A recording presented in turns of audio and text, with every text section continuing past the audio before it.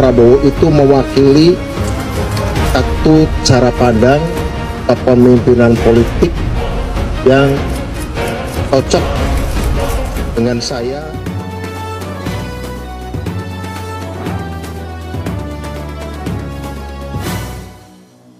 Bangsa ini butuh persatuan kaum nasionalis, butuh saling mendukung, butuh kebersamaan, karena Indonesia 2024 ke sana, Indonesia harus dijaga bareng. Saya mengapresiasi dan merasa bahwa Pak Prabowo itu mewakili satu cara pandang kepemimpinan politik yang cocok dengan saya, dalam pengertian satu bangsa yang ingin bangkit di tengah turbulensi karena krisis global, karena perang itu biasanya butuh pemikiran dari dua tipe orang, satu intelijen, satu aktivis.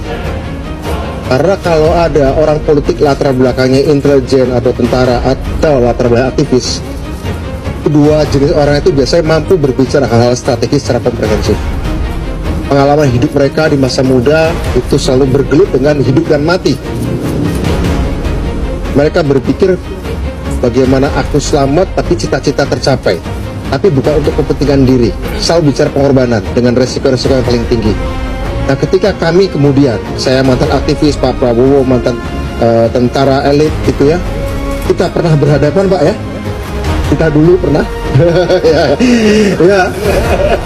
Tapi kami meskipun waktu itu di zaman Orde Baru ada di posisi berbeda, tapi kami mempertaruhkan nyawa dan kehormatan cita-cita. Ketika sekarang sudah demokrasi, ketika sekarang situasi sudah lebih baik bagi bangsa ini untuk saling dewasa membicarakan perbedaan-perbedaan, maka kita mengenang masa lalu sebagai masa lalu dan masa depan bukan untuk kami berdua tapi untuk bangsa. Karena itu saya mengapresiasi, saya mengajak Pak Prabowo, ayo jalan terus.